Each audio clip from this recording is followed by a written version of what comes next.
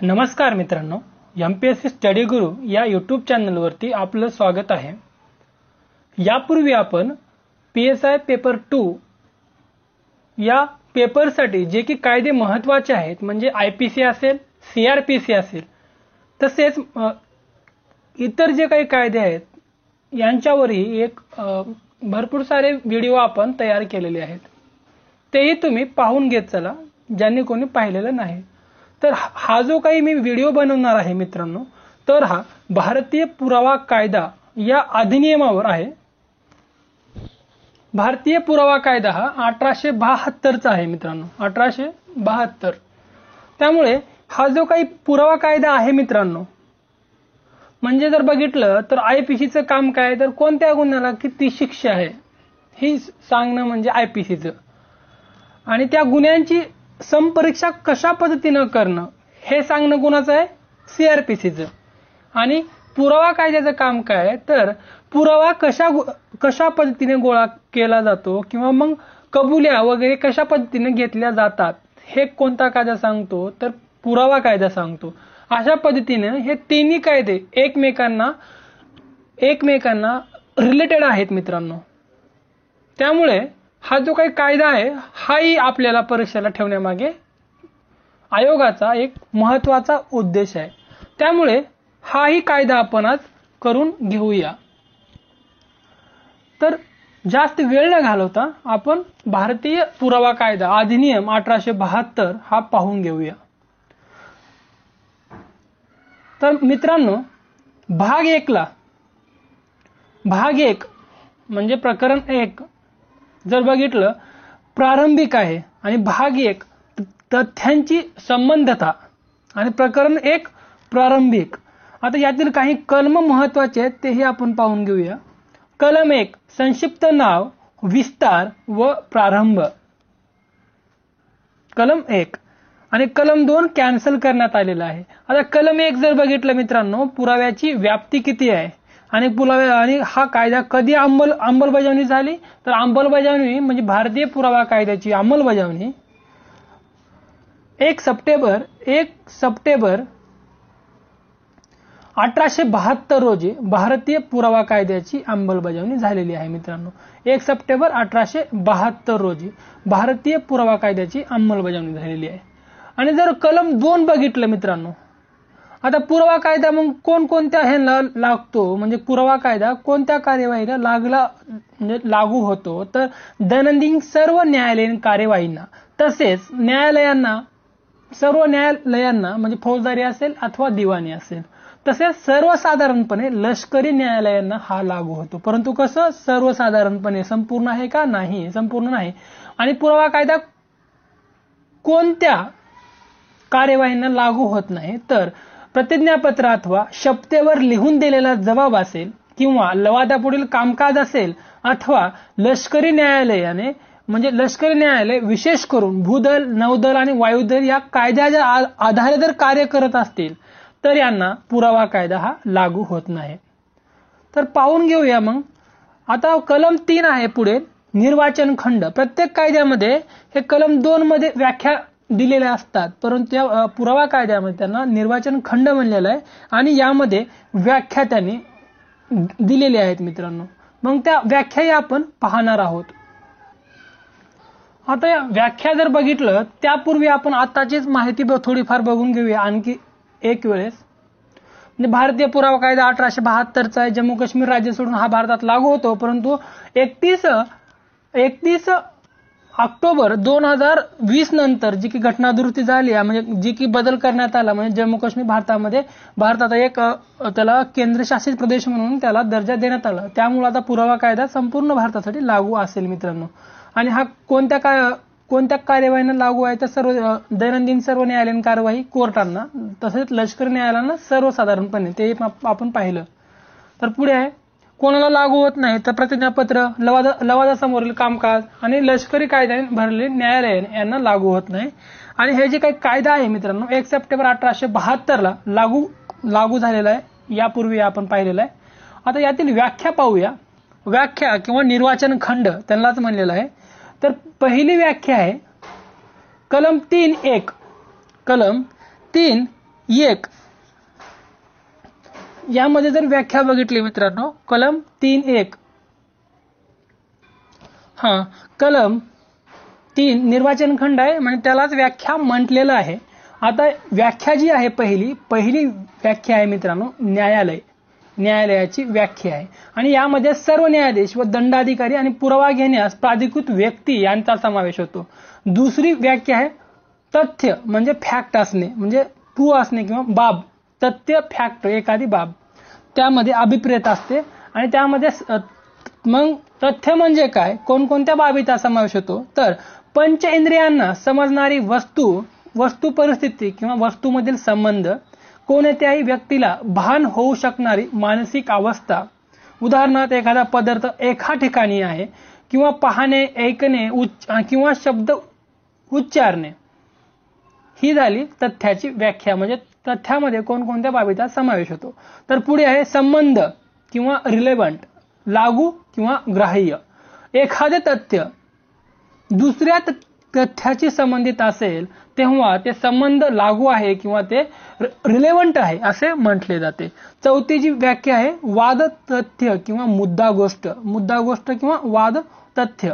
त्यामध्ये खालील तथ्याचा समावेश होतो जे स्वतंत्रपणे इतर तथ्याच्या जोडीने लक्षात घेतल्यास दावा किंवा कार्यवाही यातील हक्क, दायित्व आणि निसमर्थता यांचे अस्तित्व नास्तित्व व याची व्याप्ती उघड केली जाते. मित्रांनो, वाद तथ्य ही चौथी व्याख्या आहे आपल्या भारतीय पुरावा कायद्यामधील.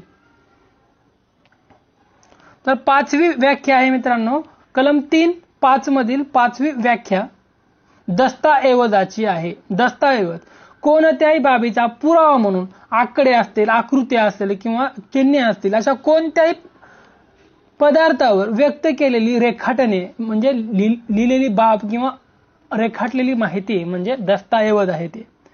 त्यानंतर पुढे आहे मित्रांनो, उदाहरण जर बघायचं झालं चेकनामा किंवा बँक करारनामा, नकाशा, आराखडा, सूचना, मार्गदर्शन लेख इत्यादी. तसंच कलम 3 मधील 6वी व्याख्या आहे मित्रांनो पुरावा. 6वी व्याख्या पुरावा आणि यामध्ये पुढील गोष्टी अभिप्रेत आहेत किंवा समाविष्ट आहेत. तोंडी पुरावा म्हणजे साक्ष, चौकशी तथ्याविषयक बाबी संबंधी जी कथने करण्यास न्यायालय साक्षीदारांना परवानगी देते किंवा ते आवश्यक करते ती सर्व कथने म्हणजे तोंडी पुरावा. आता लेखी पुरावा म्हणजे न्यायालयाच्या आणि पुढील कोणता पुराव्याचे 2 प्रकार आहेत, तोंडी पुरावा आणि एक लेखी पुरावा. तर लेखी पुराव्यामध्ये न्यायालयाच्या निरीक्षणार्थ हजर केलेले सर्व दस्तऐवज, मग यामध्ये इलेक्ट्रॉनिक अभिलेखांचाही समावेश होतो. पुढे आहे कलम 3.7 शाबित. शाबित म्हणजे काय मित्रांनो, तर आपणापुढील बाबीचा विचार केल्यानंतर न्यायालयाला असं वाटतं की एखादे तथ्य अस्तित्वात आहे किंवा हीच परिस्थिती एखाद्या व्यवहारवादी दृष्टिकोन असलेल्या शहाणा माणूस विचारात घेतो व त्याला देखील या तथ्यांचे अस्तित्व पटते, म्हणजे एखादी घटना घडलेली आहे त्यालाही असं वाटतं की सर्व काही पुरावे वगैरे पाहून मग त्याला जेव्हा असं वाटतं मग ती घटना म्हणजे शाबित होय मित्रांनो, शाबित होय. तर पुढे आहे कलम 3.8 नाशाबित. नाशाबित न्यायालयासमोर असलेल्या सर्व पुराव्याचा विचार केल्यानंतर न्यायालयाचा विश्वास बसतो की येथे एखादी घटना घडलेली नाही किंवा त्या घटनेचा येथे संबंध नाही, त्याला काय म्हणायचं, किंवा मग एखाद्या शहाण्या माणसालाही असंच वाटतं की सर्व काही पुरावे पाहिल्यानंतर की येथे एखादी घटना घडलेली नाही, त्याला नाशाबित म्हणायचं, त्यालाच डिसअप्रूव्ड म्हणायचं. पुढे आहे बिनशाबित. आता बिनशाबित जर बघितलं मित्रांनो, एखादं तथ्य म्हणजे एखादी घटना शाबित पण नसते तसेच नाशाबित पण नसते, अशा वेळेस संशयाचा फायदा आरोपीस मिळतो मित्रांनो. आता कलम 3.10 भारताचं राज्य क्षेत्र किती सांगितलेलं आहे 3.10 मध्ये, जम्मू काश्मीर सोडून सर्व राज्य क्षेत्रासाठी हा कायदा लागू आहे. तर पुढील आपण बघितले हे तथ्य वगैरे पाहिलेले आणि हे दुसरं निर्वाचन खंडही पाहिलेलं आहे, त्यामधील 10 व्याख्या ही पाहिलेली आहेत आपण. पुढे आहे कलम 4 गृहीत धरता येईल. आता कलम 4 मध्ये 3 कन्सेप्ट आहेत मित्रांनो. गृहीत धरता येईल, दुसरी आहे गृहीत धरील आणि तिसरी आहे निर्णायक पुरावा. आता गृहीत धरता येईल म्हणजे काय तर मे प्रिझ्युम म्हणजे काय मित्रांनो, येथे तथ्य न्यायालय साबित झाल्याचे मानू शकेल, परंतु कुठपर्यंत मानू शकेल माहितीये का, तर ते जोपर्यंत नासाबित केले जात नाही तोपर्यंत न्यायालय हे गृहीत धरू शकेल आणि न्यायालय पुरावाही मागू शकेल यामध्ये, म्हणजे हे गृहीत धरता येईल. आणि गृहीत धराल म्हणजे काय, म्हणजे गृहीत धरले जाईल किंवा धरील, तर याला म्हणायचं शाल प्रिझ्युम. म्हणजे जोपर्यंत नासाबित होत नाही तोपर्यंत न्यायालय साबित झाल्याचे मानते, परंतु न्यायालय पुरावा मागू शकत नाही. कशामध्ये, गृहीत धरील म्हणजे न्यायालय पुरावा मागू शकत नाही. तर निर्णायक पुरावाला येथे न्यायालय पुरावा मागू शकत नाही, ते डायरेक्टली साबितच झालेले असते. ज्यावेळेस निर्णायक पुरावा दिला जातो, निर्णायक पुरावा असल्याने ठरवण्यात आले असलेले तथ्य हे साबित झाल्याचे मानल्याशिवाय न्यायालयापुढे इतर कोणताही पर्याय असत नाही. या 3 कन्सेप्ट, गृहीत धरता येईल, मे प्रिझ्युम, गृहीत धरेल, शाल प्रिझ्युम आणि निर्णायक पुरावा, कन्क्लुझिव्ह प्रूफ, या 3 कन्सेप्ट आहेत मित्रांनो कलम 4 मध्ये. तर पुढील आहे प्रकरण दुसरे आहे मित्रांनो, तथ्याच्या संबंधिततेविषयी. प्रकरण दुसरे, तथ्याच्या संबंधिततेविषयी. आणि कलम 5 पुढील कलम आहे, वाद तथ्याचा व संबंध तथ्याचा पुरावा देता येईल. वाद तथ्याचा व संबंध तथ्याचा पुरावा देता येईल. तर पुढील कलम 6 आहे, एकाच घडामोडीचा भाग असणाऱ्या तथ्याची संबंधता. एकाच घडामोडीचा भाग असणाऱ्या तथ्याची संबंधता. कलम 7, वाद तथ्य, प्रसंग, कारण किंवा परिणाम असणारी तथ्य. पुढील आहे कलम 8, हेतू, पूर्वतयारी आणि पूर्वीचे किंवा नंतरचे वर्तन. म्हणजे हेतू, पूर्वतयारी आणि पूर्वीचे किंवा नंतरचे वर्तन. कलम 9, संबंध तथ्याचा खुलासा किंवा ती प्रस्तुत करण्यासाठी जरुरी असलेली तथ्य. आता पुढे आहे कलम 10, कटवाल्याने सामायिक बेताला अनुलक्षून केलेली वक्तव्य किंवा कृती. कलम 10 मध्ये सांगितलेली आहे. मग पुढे आहे मित्रांनो कलम 11, एरवी संबंध नसलेली तथ्य केव्हा संबंध होतात. आता मी जी काही तुम्हाला सांगतो ही क्रमवार कलम आहेत, त्यानंतर मी व्हिडिओही बनवणार आहे, म्हणजे विश्लेषणात्मक व्हिडिओही बनवणार आहे. कलम 11, एरवी संबंध नसलेली तथ्य केव्हा संबंध होतात. कलम 11. पुढे आहे कलम 12, नुकसानीच्या दाव्यामध्ये रक्कम ठरविण्यास न्यायालयाला मदत करणारी संबंध तथ्य. कलम 13, एखादा हक्क किंवा रूढी ठरवण्याकरता संबंध तथ्य. कलम 14, मानसिक किंवा शारीरिक अवस्था अथवा शारीरिक संवेदना यांचे अस्तित्व दर्शवणारे तथ्य. कलम 15, एखादी कृती अभावित होती की उद्देशपूर्वक होती हे ठरविणे. कलम 15 मध्ये. आणि कलम 16, व्यवहार क्रमांचे अस्तित्व केव्हा संबंध असते. व्यवहार क्रमाचे अस्तित्व कलम 16 मध्ये. आता पुरावा कायद्यातील सर्वात महत्वाचे कलम हे कबुलीचे आहेत मित्रांनो. कबुली कशा पद्धतीने दिली जाते किंवा एखादा गुन्हा कशा पद्धतीने कबूल केला जातो याबद्दल हे कबुली या घटकामध्ये तरतूद सांगितलेली आहे. तर चला तर मग पाहूया. कलम 17, कबुली, अतिशय महत्वाची व्याख्या आहे कबुलीची अतिशय महत्वाची व्याख्या आहे कलम 17 मध्ये. म्हणजे काय मित्रांनो, कबुली म्हणजे काय व्याख्या आपण पाहून घेऊया, कारण महत्वाची आहे. कबुली म्हणजे अंगीकारणे ज्यामुळे कोणत्याही वाद तथ्याबाबतचे किंवा संबंध तथ्याबाबतचे अनुमान सूचित होते. अशा तथ्याचे कथन तोंडी किंवा लेखी नमूद केल्या जाणाऱ्या व्यक्तीपैकी कोणीही किंवा तशा परिस्थितीत केलेले असेल तर एखाद्या व्यक्तीने, म्हणजे कबुली तोंडी किंवा लेखी देता येऊ शकते डायरेक्टली. तुम्हाला जर एखादा गुन्हा कबूल असेल किंवा एखाद्या गुन्ह्याबद्दल माहिती असेल तर तुम्ही कबुली देऊ शकता.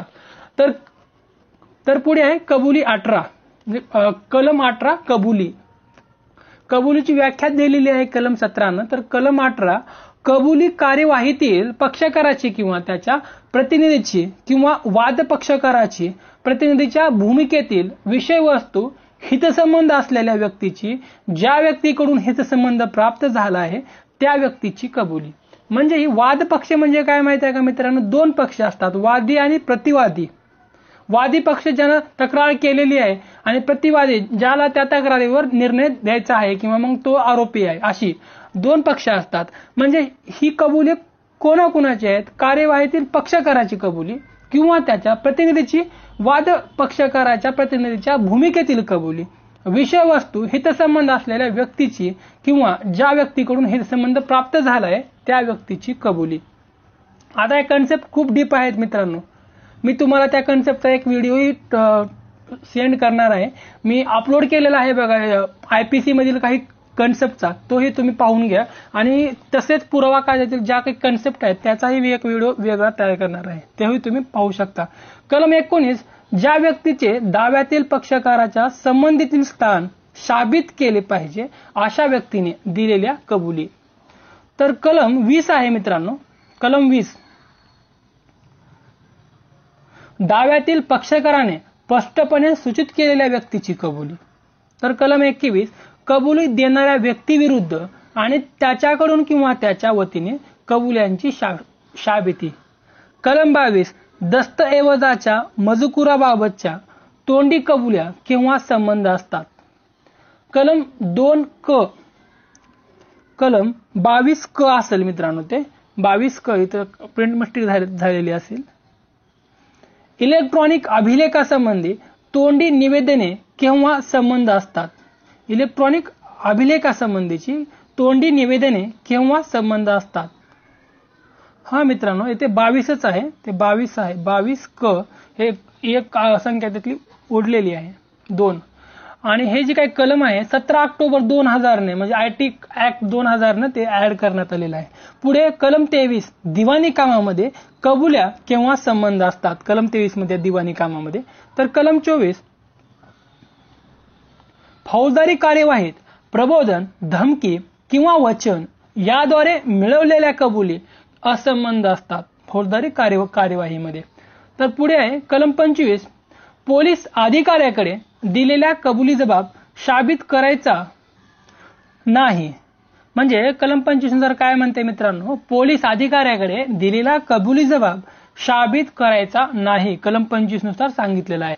तर कलम 26 आहे मित्रांनो, पोलिसांच्या हवालतीत असताना आरोपीने दिलेला कबुली जबाब हा ग्राह्य नसतो, कलम 26 न सांगितलेला आहे. कलम 27, आरोपीकडून मिळालेल्या माहितीपैकी किती भाग साबित करता येईल. तर कलम 28, प्रलोभन, धमकी किंवा वचन याचा प्रभाव नसल्यास कबुली जबाब संबंध असतो. कलम 29, संबंध असलेला कबुली जबाब हा गुप्ततेचे वचन इत्यादी कारणामुळे असंबंध व्हायचा नाही. तर कलम 30, एका आरोपीचा कबुली जबाब हा त्याच अपराधातील अन्य व्यक्तीविरुद्ध विचारात घेणे. कलम 30 मध्ये आहे, एका व्यक्तीचा कबुली जबाब त्याच आरोपीतील दुसऱ्या व्यक्तीविरुद्ध विचारात घेणे. कलम 31, कबुल्या हा निर्णायक पुरावा नाही पण त्या प्रतिभंष्टक होऊ शकतील. आता हे शब्द खूप मराठीतील आहेत आणि शुद्ध आहेत, बघा तुम्हाला मराठी जमते का. कलम 31, कबुल्या हा निर्णायक पुरावा नाही पण त्या प्रतिभंष्टक होऊ शकतील. म्हणजे काय मित्रांनो, ज्या व्यक्तीने कबुली दिलेली आहे तो व्यक्ती विरोधी कथन करू शकत नाही. कलम 31 मध्ये काय आहे, तर कबुली ज्या व्यक्तीने दिली आहे तो विरोधी कथन करू शकत नाही. कलम 31 पुढे आहे, पुढील कलम आहे, ज्यांना साक्षीदार म्हणून बोलवणे शक्य नसते त्या व्यक्तीने केलेली कथने. कलम 32, जी व्यक्ती मरण पावली आहे किंवा जिचा शोध लागू शकत नाही इत्यादी अशा व्यक्तीने केलेले संबंध तथ्याचे कथन कोणत्या परिस्थितीत संबंध असते. जेव्हा ते मृत्यूच्या कारणाशी संबंधित असेल, म्हणजे इथे कारणे दिलेली आहेत की अशी व्यक्ती आहे कलम 32 नुसार की त्या व्यक्तीचा शोध लागू शकत नाही किंवा ती व्यक्ती मरण पावलेली आहे, मग त्या व्यक्तीने केलेले कथन केव्हा संबंध असते, तर जेव्हा ते मृत्यूच्या कारणाशी संबंधित असेल, जेव्हा ते सामान्य व्यवहारक्रमानुसार केलेले असेल किंवा कथनकर्त्याच्या हितसंबंधाच्या विरोधी असेल तेव्हा, किंवा सार्वजनिक हक्काच्या किंवा रूढीच्या किंवा सर्वसाधारण हितसंबंधाच्या बाबीशी मत प्रदर्शित करत असेल तेव्हा, अथवा नात्याच्या अस्तित्वाशी संबंधित असेल तेव्हा, अथवा कुटुंबाच्या कारभारासंबंधी किंवा मृत्यूपत्रात किंवा विलेपनात केलेले असेल तेव्हा, अथवा कलम 13 खंड क मध्ये तरतुदी केलेल्या व्यवहारासंबंधी दस्तऐवज केलेले असेल तेव्हा अशा निरनिराळ्या व्यक्तीने केलेल्या प्रस्तुत बाबीशी त्याचा संबंध मानला जातो. तर कलम 33 आहे, विवक्षित पुराव्यात नमूद केलेल्या तथ्यांची नंतरच्या कार्यवाहीत साबिती करण्यासाठी तो पुरावा संबंध असणे. तर पुढील काही कलम आहेत, विशेष परिस्थितीत केलेली कथने. कलम 34, हिशोबाच्या पुस्तकातील नोंदी केव्हा संबंध असतात. हिशोबाच्या पुस्तकातील नोंदी ह्या केव्हा संबंध असतात. कलम 35, कर्तव्य पार पाडताना सार्वजनिक दप्तरात किंवा इलेक्ट्रॉनिक अभिलेखात केलेल्या नोंदी संबंधता, म्हणजे केलेल्या नोंदींची संबंधता. कलम 36, भूनकाशे, तक्ते, आराखडे याच्यातील कथनांची संबंधता. कलम 37, विवक्षित अधिनियमामध्ये किंवा अधिसूचनेमध्ये अंतर्भूत असलेल्या सार्वजनिक स्वरूपाच्या तथ्याची संबंधता. तर कलम 38 आहे मित्रांनो, विधिग्रंथामध्ये अंतर्भूत असलेल्या कोणत्याही कायद्याची संबंधता. तर हे झाले विशेष परिस्थितीमध्ये केलेली कथने. आता कथनापैकी कोणता भाग साबित करायचा असतो. कलम 39, ज्यावेळी कथन मोठ्या कथनाचा संभाषणाचा भाग असेल, अगर इलेक्ट्रॉनिक अभिलेखाचा भाग असेल, अशा पुस्तकाचा अगर सलग पत्राच्या किंवा कागदपत्राच्या मालिकेचा तो भाग असेल, तेव्हा कोणता पुरावा घ्यायचा हे कलम 39 सांगतं. तर पुढे आहे, न्यायालयाचे न्यायनिर्णय केव्हा संबंध असतात.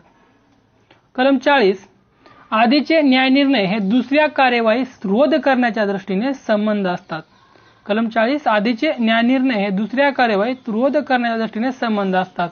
कलम 41, सप्रमाण विषयक अधिकारामधील विशिष्ट निकालपत्राची संबंधता. कलम 41. तर कलम 42, कलम 41 मध्ये उल्लेख घेऊन अन्य न्यायनिर्णय, आदेश किंवा हुकुमनामे यांची संबंधता व प्रभाव. तर कलम 43 मध्ये काय म्हणलेलं आहे, तर कलम 40 ते 42 यामध्ये नमूद केल्याहून अन्य न्यायनिर्णय इत्यादी केव्हा संबंध असतात. कलम 44, न्यायनिर्णय मिळवताना कपट किंवा संगनमत झाल्याचे किंवा न्यायालय अक्षम असल्याचे साबित करता येते. तर कलम 45 आहे मित्रांनो, कलम 45, तज्ञाची मते. तज्ञाची मते यामध्ये 4 तज्ञ आहेत मित्रांनो.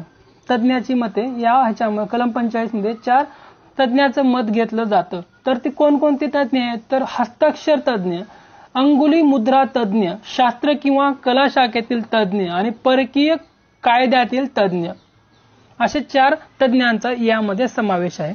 तर कलम 47 डायरेक्टली पाहूया, कारण की बाकीचे कलम थोडे काही अतिशय महत्वाचे नाही, तरी मी तुम्हाला सांगेन. कलम 45 क, इलेक्ट्रॉनिक पुराव्याच्या तपासणीचे मत.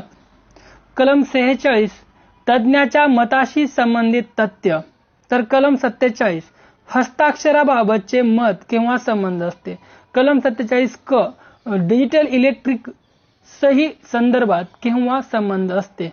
तर कलम 48, हक्काच्या किंवा रूढीच्या अस्तित्वाचे मत केव्हा संबंध असते.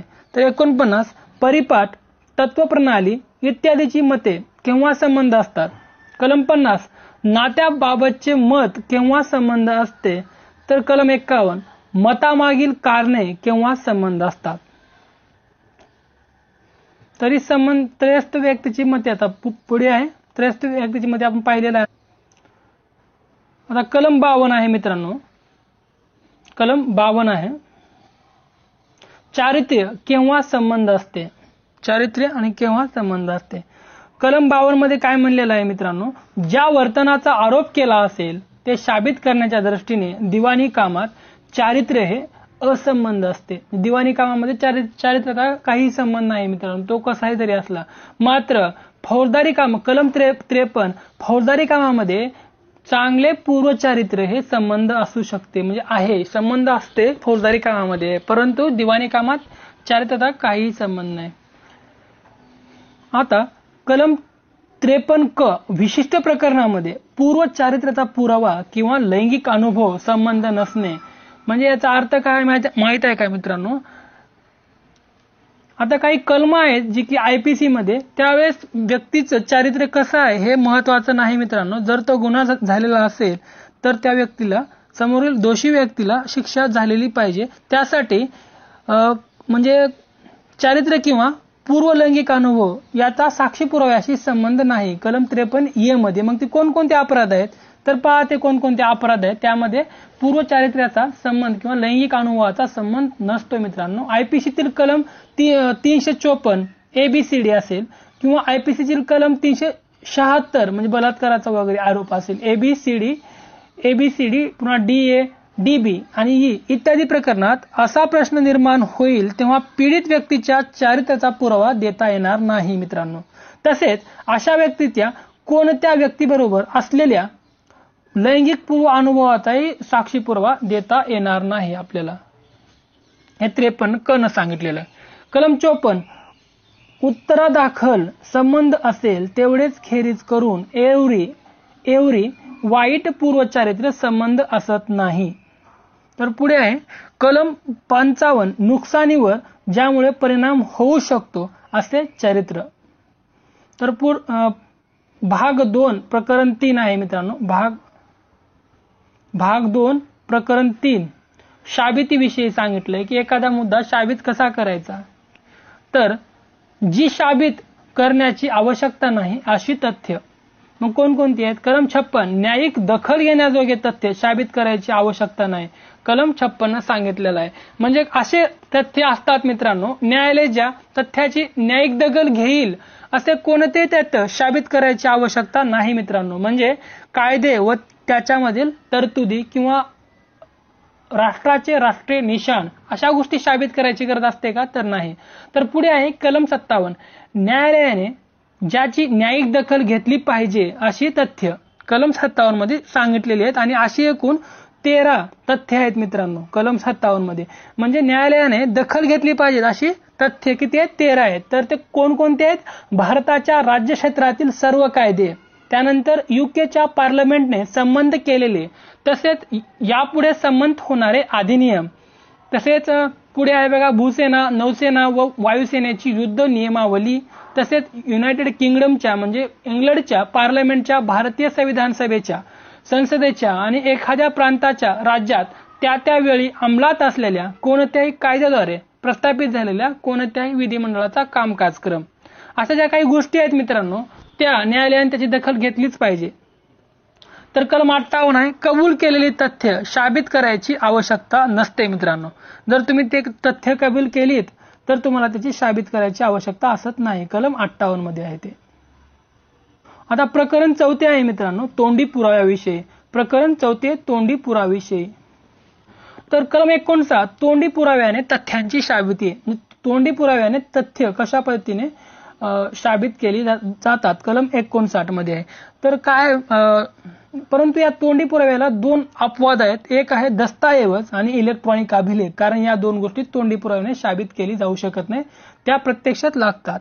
तर पुढे आहे तोंडी पुरावा प्रत्यक्ष असला पाहिजे. कलम 60 तोंडी पुरावा हा प्रत्यक्ष असावा. म्हणजे कोणीतरी मला सांगितलंय किंवा मग ते कोणीतरी मी जात असताना मी ते पाहिलंय असं नाही मित्रांनो. तर ते तुम्ही स्वतः पाहिलेलं पाहिजे आणि तुमच्या इंद्रियाला ते ज्ञात झालेलं पाहिजे, तेव्हा तो प्रत्यक्ष असतो. परंतु तोंडी पुरावा हा प्रत्यक्ष असावा लागतो. पुढे आहे प्रकरण 5 लेखी पुराव्याविषयी.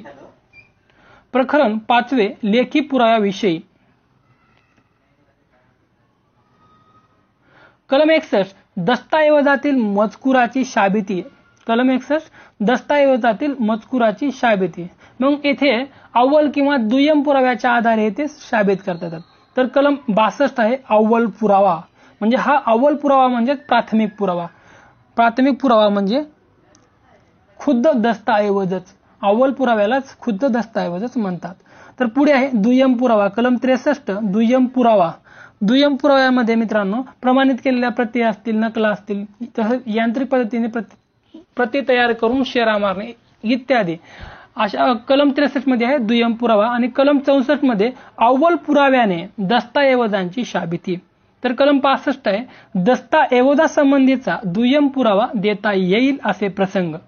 कलम 65 क इलेक्ट्रॉनिक अभिलेखाच्या पुराव्यासंबंधी विशेष तरतुदी. तर कलम 65 ख इलेक्ट्रॉनिक अभिलेखाची ग्राह्यता. तर कलम 66 हजर करण्याच्या नोटिशीविषयीचे नियमन. तर कलम 57 आहे सादर केलेला दस्तऐवज त्याची सही जिच्या असल्या म्हणजे ज्या व्यक्तीची असल्याची अभिकथन करण्यात आली आहे त्या व्यक्तीची शाबिती. तर कलम 67 क आहे 67 क आहे डिजिटल सही इलेक्ट्रॉनिक सही संदर्भात शाबिती.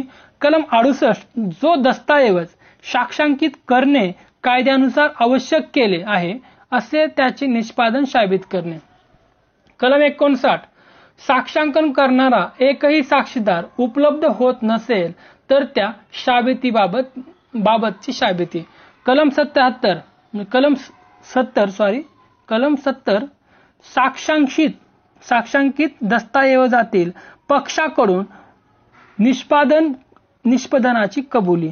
तर कलम 71 साक्षांकन करणारा साक्षीदार निष्पादन झाल्याचे कबूल करतो त्याबाबतीतील शाबिती. तर कलम 72 जो दस्तऐवज साक्षांकित करणे कायद्यानुसार आवश्यक नाही त्याची शाबिती. तर कलम 73 सही लिखाण किंवा मोहर या कबुल्या केलेल्या किंवा शाबित केलेल्या नमुन्याशी ताडून पाहणे किंवा तोडून पाहणे मित्रांनो. कलम 73. तर कलम 73 क आहे डिजिटल सही ताडून पाहणे त्याची शाबिती करणे. आता पुढे आहे सार्वजनिक दस्तऐवज. सार्वजनिक दस्तऐवजाची कलमे 74 ते 78 आहेत मित्रांनो. सार्वजनिक दस्तऐवज कलम 74. तर खाजगी दस्तऐवज कलम 75 आणि कलम 76 मध्ये काय सार्वजनिक दस्तऐवजाच्या प्रमाणाची प्रत. तर कलम 77 मध्ये प्रमाणित प्रत हजर करून दस्तऐवजाची साबिती. तर कलम 78 अन्य अधिकृत दस्तऐवजाची शाबिती. तर हे अशा पद्धतीने महत्वाचे कलम आपण घेतलेले आहेत आणि पुढेही काही महत्वाचे आहेत तेही घेणार आहोत. पुढे महत्वाचा कलम आहे मित्रांनो महत्वाचा कलम 90 30 वर्षापूर्वीच्या दस्तऐवजासंबंधीचा ग्रहितक. 30 वर्षापूर्वीच्या दस्तऐवजासंबंधीचे ग्रहितक आहे मित्रांनो. जो दस्तऐवज 30 वर्षापूर्वीचा असल्याचे दिसून येते किंवा तसे शाबित केले जाते तेव्हा न्यायालयाला वेगवेगळ्या बाबी आहेत म्हणजे त्या 30 वर्षापूर्वीच्या आहेत की नाही तेही ते न्यायालय स्पष्ट करते. 90 कलम महत्वाचा आहे. पुढे आहे कलम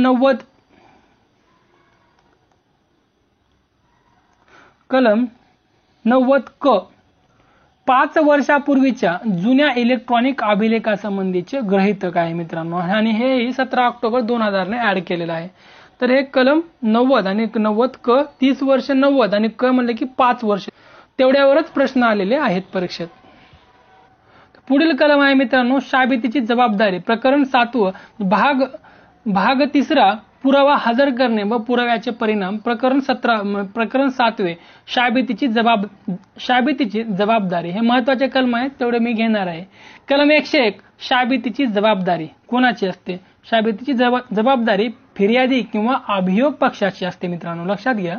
फिर्यादी पक्ष आणि अभियोग पक्ष त्यांची शाबितीची जबाबदारी असते. कलम 101. कलम 102 शाबितीची जबाबदारी कोणावर असते. शाबितीची जबाबदारी कोणावर असते. कलम 103 विशिष्ट तथ्यासंबंधात शाबितीची जबाबदारी. विशिष्ट तथ्यासंबंधात शाबितीची जबाबदारी कलम 103 सांगितलेला आहे. कलम 104 आहे मित्रांनो. कलम 104 पुरावा स्वीकार्य होण्यासाठी शाबित करावयाची तथ्य शाबित करण्याची जबाबदारी कलम 104 न सांगितलेला आहे.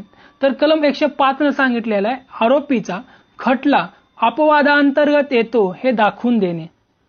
आरोपीचा खटला अपवादात येतो हे दाखवून देणे. तर कलम 106 आहे माहित असलेले तथ्य शाबित करण्याची जबाबदारी आहे मित्रांनो. शाबित करण्याची जबाबदारी अशी माहिती असणाऱ्या व्यक्तीवरच असते ती जबाबदारी. म्हणजे विशेष माहितीच्या कक्षेत असलेले तथ्य ते शाबित कोण करायचं तर त्याच व्यक्तीने ते तथ्य शाबित करावे लागते. कलम 106. तर कलम 107 आहे मित्रांनो 30 वर्षाच्या कालावधीत व्यक्ती जिवंत असल्याचे माहित असल्यास मृत साबित करण्याची जबाबदारी असे म्हणणाऱ्या व्यक्तीवर असते. म्हणजे मागील 30 वर्षाच्या कालावधीत जेव्हा केव्हा जी हयात असल्याचे ज्ञात आहे त्या व्यक्तीचा मृत्यू साबित करण्याची जबाबदारी त्या व्यक्तीवरच असते. म्हणजे जो म्हणतोय तो व्यक्ती जिवंत आहे त्याच व्यक्तीवर हा कलम 107 ने जबाबदारी टाकलेली आहे. तर कलम 108 म्हणतं 7 वर्ष जिचा ठाव ठिकाणा कळालेला नाही ती व्यक्ती हयात आहे असे साबित करायची जबाबदारी कोणाची आहे. कलम 108 म्हणते मित्रांनो 7 वर्ष ज्या व्यक्तीचा ठाव ठिकाणा माहीत नाही अशा व्यक्तीची ती साबित करायची जबाबदारी कोणाची असते असे म्हणणाऱ्या व्यक्तीचीच असते. जो की व्यक्ती जिवंत आहे किंवा तो त्या व्यक्तीचं निधन झालेलं आहे जो की असा व्यक्ती म्हणतो त्याच व्यक्तीची जबाबदारी असते ती साबित करायची. तर कलम 109 भागीदारी जमीन मालक व भाडेकरू मालक एजंट यांच्या बाबतीत त्यांच्या आपसातील संबंधाबाबत साबितीची जबाबदारी.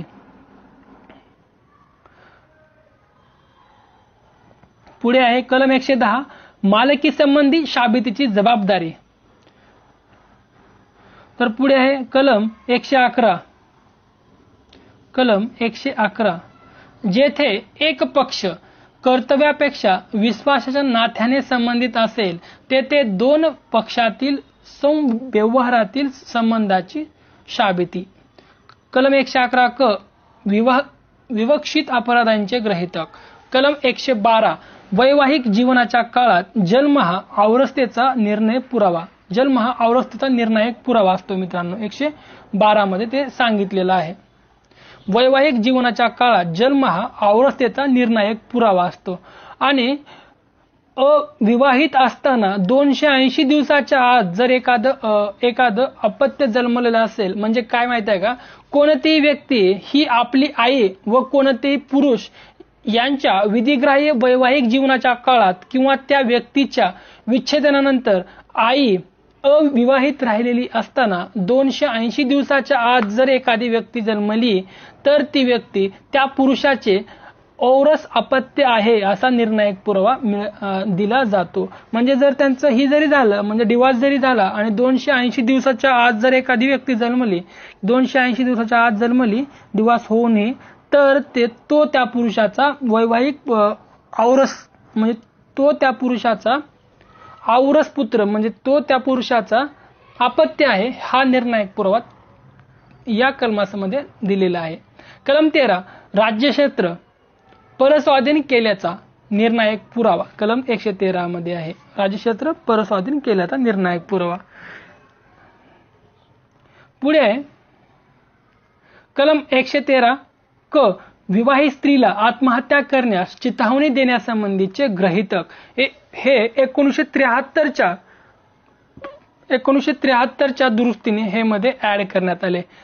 आणि येथे न्यायालय गृहीत धरेलच म्हणजे मे प्रुझ्युम इथे त्या व्यक्तीवर किंवा स्त्रीवर अन्याय झालेला असेल आणि इथे ती व्यक्ती गृहीत धरले म्हणजे न्यायालय गृहीत धरेल संबंधित महिलेचा मृत्यू तिच्या विवाहापासून जर 7 वर्षाच्या आत झालेला असेल तर इथे न्यायालय गृहीत धरेल की त्या व्यक्तीचा मृत्यू या कुटुंबानेच केलेला आहे.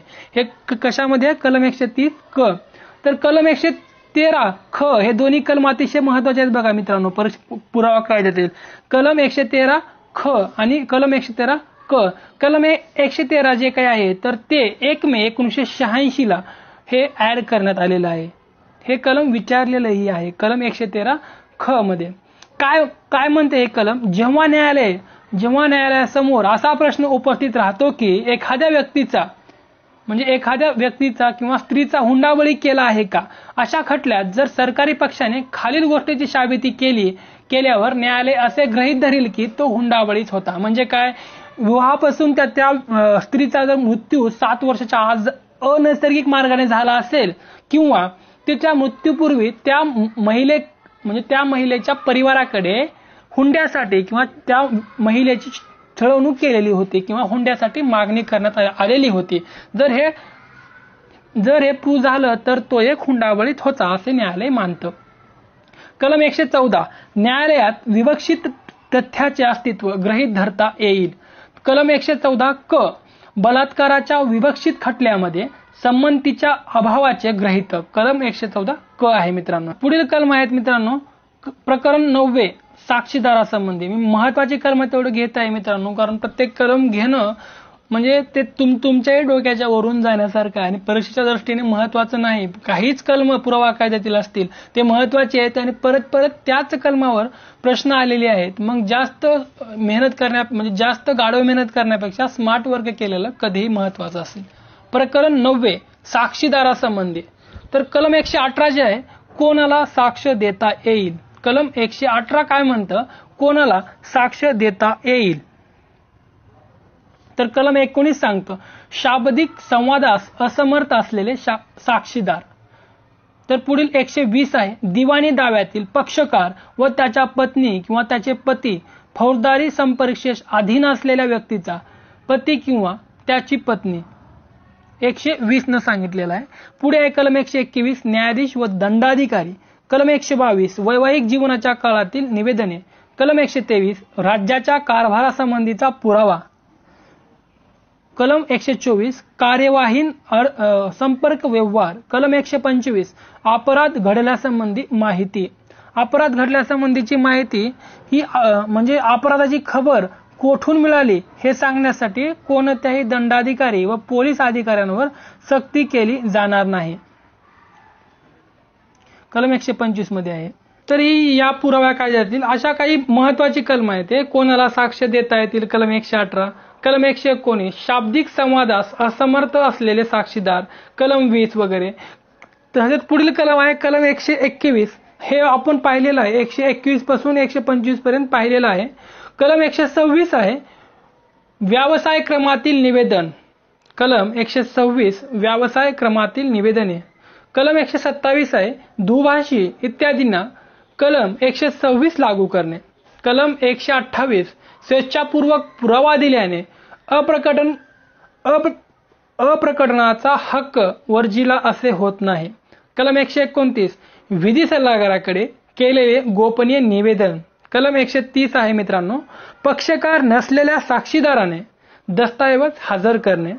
कलम 131 आहे जे दस्तऐवज दुसऱ्या व्यक्तीच्या कब्जात असताना ते हजर करण्यास ती व्यक्ती नकार देऊ शकली असती ते दस्तऐवज हजर करणे. तर कलम 132 एखाद्या उत्तरामुळे साक्षीदार गुन्ह्यात गवला जाईल या कारणामुळे उत्तर देण्याच्या बंधनापासून तो मुक्त नाही. मित्रांनो हे महत्वाचं कलम आहे 132 ही. पुढे आहे कलम 133 सहअपराधी. सहअपराधी म्हणजे त्याच्यासोबत कोण कोण अपराध केलेला मुख्य गुन्ह्याला जोडून उपगुन्हा. तर कलम 134 साक्षीदारांची संख्या. आता पुरावा कायद्यातील प्रकरण 10 पुरावा कायद्यातील प्रकरण 10 साक्षीदारांच्या साक्ष तपासणी बाबतचं आहे. साक्षीदारांची साक्ष तपासणी पुरावा कायद्यातील प्रकरण 10. कलम 135 साक्षीदार हजर करण्याबाबतचा व त्याच्या साक्ष तपासणी करण्याबाबतचा क्रम. कलम 136 पुराव्याच्या स्वीकार्यतेसंबंधी न्यायालयाचे निर्णय. कलम 137 हे महत्वाचं आहे. कलम 137 सरतपासणी उलट तपासणी आणि फेर तपासणी यांचा क्रम अशाच पद्धतीने असतो मित्रांनो. प्रथमतः सरतपासणी घेतली जाते त्यानंतर उलट तपासणी प्रतिवादी पक्षाचा वकील घेतो आणि त्यानंतर फेर तपासणी. आणि पुढे आहे कलम 38 कलम 138 साक्ष तपासणीचा क्रम आणि फेर तपासणीचा रोख काय असावा. कलम 139 दस्तऐवज हजर करणाऱ्या साक्षीदाराची उलट तपासणी. कलम 140 चारित्र्याबाबतचे साक्षीदार. कलम 141 उत्तर सूचक प्रश्न. कलम 142 ते केव्हा विचारता कामा नये. तर कलम 143 आहे ते केव्हा विचारता येतील. तर कलम 144 पुढील कलम आहे 144 लेखी बाबी संबंधीचा पुरावा. तर कलम 145 पूर्वीच्या लेखी कथनासंबंधीची उलट तपासणी. तर कलम 146 उलट तपासणीस कायदेशीर असलेले प्रश्न. कलम 147 साक्षीदारावर उत्तर देण्याची सक्ती केव्हा करायची. तर कलम 148 आहे मित्रांनो न्यायालयाने प्रश्न केव्हा विचारायचे व साक्षीदारावर उत्तर देण्याची सक्ती केव्हा करायची हे न्यायालय ठरवणे.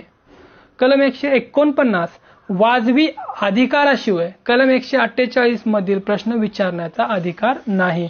मग 148 काय, न्यायालयाचे प्रश्न किंवा विचारायचे व साक्षीदाराचे प्रश्न, परंतु ते वाजवी कारण पाहिजे हे 149 सांगितलेलं आहे. कलम 150 वाजवी अधिकाराशिवाय प्रश्न विचारण्यात आला असता न्यायालयाने करायची कृती. तर कलम 151 असभ्य व अपप्रवादात्मक प्रश्न. कलम 152 अपमान करण्यासाठी किंवा ताप देण्यासाठी योजलेले प्रश्न. कलम 153 सत्यवादी तत्वाची परीक्षा करणाऱ्या प्रश्नांच्या उत्तरांना विरोधणाऱ्या पुराव्यास बंदी. कलम 154 पक्षकाराने स्वतःच्या साक्षीदाराला प्रश्न विचारणे. कलम 155 साक्षीदाराच्या विश्वासपात्रतेबाबत संशय व्यक्त करणे, हे 155 सांगितलेलं आहे.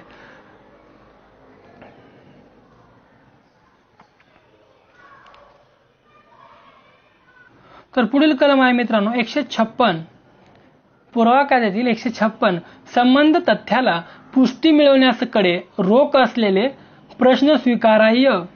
कलम 157 साक्षीदारांची आधीची कथने त्याने नंतर दिलेल्या साक्षीला पुष्टी देण्यासाठी शाबित करणे.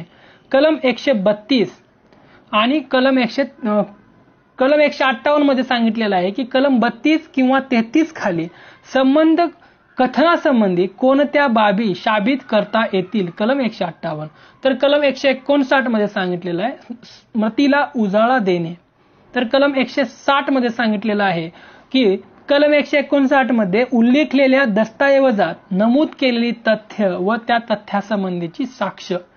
तर कलम 161 मित्रांनो, कलम 161 काय सांगितलेलं आहे, आठवण ताजी करणाऱ्या दस्तऐवजाबाबत विरुद्ध पक्षाचा हक्क. तर कलम 162 दस्तऐवज हजर करणे. कलम 163 मागवण्यात आलेला आणि नोटिशीवरून हजर करण्यात आलेला दस्तऐवज पुरावा म्हणून देणे. तर कलम 164 नोटिशीवरून जो दस्तऐवज हजर करण्यास नकार देण्यात आला आहे तो पुरावा म्हणून वापरणे. कलम 165 न्यायाधीशाचा प्रश्न विचारण्याचा किंवा दस्तऐवज हजर करण्याचा आदेश देण्याचा अधिकार. कलम 166 प्रश्न विचारण्याचा जुरीचा किंवा न्यायसहाय्यकाचा अधिकार. तर पुढे आहे मित्रांनो प्रकरण 11, भारतीय पुरावा कायद्यातील प्रकरण 11, पुरावा अयोग्यपणे स्वीकृत करणे आणि नाकारणे याविषयी प्रकरण 11 आहे. तर 167 कलम 167 काय म्हणले, पुरावा अयोग्यपणे स्वीकृत केल्याबद्दल किंवा नाकारल्याबद्दल नवीन संपरीक्षा नाही. आता अनुसूची सांगितलेली आहे, पहिल्या अनुसूचीमध्ये डीएनए चाचणीची संपरीक्षा दिलेली आहे, डीएनए चाचणीची संपरीक्षा. तर मित्रांनो अशा प्रमाणे आपण पुरावा कायद्याची क्रमवार कलम पाहिलेली आहेत. मी मधलं तुम्हाला सांगितलेलं नाही, कारण मधलं तुम्ही परीक्षेला पडलेले प्रश्न त्यानुसार तुम्ही नक्की करता, परंतु तुम्हाला या प्रश्नांचा क्रम जो काय आहे तो पाठ होणे महत्वाचं आहे. या पुरावा कायद्यातील काहीच कलम महत्वाचे आहेत ज्यावर की परत परीक्षेला प्रश्न आलेले आहेत. मग जास्त कलम जर करून तुम्ही पाठ करणार असाल तर ते कुणाच्याने शक्य नाही. म्हणजे जर बघितलं मित्रांनो आयपीसीचे, सीआरपीसीचे आणि एव्हिडन्सचे, त्यानंतर मायनर आर्ट, जवळपास असे 1000 ते 2000 कलम आपल्याला पाठ होणार नाहीत. त्यामुळे जे की परीक्षेला महत्वाची म्हणून विचारले गेलेले आहेत कलम ते तुम्ही करायची. मग तुम्हाला ही कलमांचा सिक्वेन्स पाहण्यासाठी तुम्ही ज्यावेळेस अभ्यास करता तर अशा व्हिडिओच्या माध्यमातून तुम्ही हा प्रश्नांचा सिक्वेन्स घ्यायचा. म्हणजे तुम्हाला कुठलेही क्लास लावायची गरज पडणार नाही आणि तुम्हाला हे PSIचा पेपर 2 जो काही आहे त्यामध्ये तुम्हाला चांगल्या पद्धतीने मार्क पडण्यास सहाय्य ठरेल. मित्रांनो अशा पद्धतीने तुम्ही डायरेक्टली कलमांचा अभ्यास केला तर डायरेक्टली तुम्हाला या कलमावरच प्रश्न असलेले पाहायला मिळतात. अशी काही विशिष्ट कलम आहेत मित्रांनो की त्यातील डिस्पेक्ट रूपाने त्यामध्ये प्रश्न आलेले आहेत, अशातला भाग नाही. परंतु डायरेक्टली तुम्हाला फॅक्च्युअल माहितीवर जास्तीत जास्त प्रश्न आहेत. भारतीय पुरावा असेल, आयपीसी असेल, डायरेक्ट कुठल्या तरी कलमाचा तुम्हाला डायरेक्ट कलम विचारलेला आहे डायरेक्टली. परंतु संकल्पना ही महत्वाच्या आहेत, अशातला भाग नाही. म्हणजे शाबित काय, बिनशाबित काय किंवा नाशाबित काय या संकल्पना किंवा संबंध तथ्य म्हणजे काय, या सर्व संकल्पनाही आपण घेणार आहोत. परंतु हा जो काही क्रमांचा सिक्वेन्स आहे तो एकदा तुम्हाला समजला ना, म्हणजे तुम्ही तुमच्या एकदा डोक्यातून गेला ना, म्हणजे तुमच्या एकदा डोक्यात आला, म्हणजे तुम्हाला कळालं की बाबा हे प्रश्न आहेत, तर तुम्ही चांगल्या पद्धतीने अभ्यास करू शकता. त्यासाठीच हा एक प्रयत्न आहे मित्रांनो. जर तुम्हाला माझे व्हिडिओ आवडत असतील तर तुम्ही नक्की लाईक करा, सबस्क्राईब करा आणि तुमच्या मित्रांनाही शेअर करा. त्यांचाही फायदा नक्कीच होऊ द्या मित्रांनो. आणि आणखी वेगवेगळ्या पद्धतीने कशा पद्धतीने आणि कोणत्या टॉपिकवर व्हिडिओ मी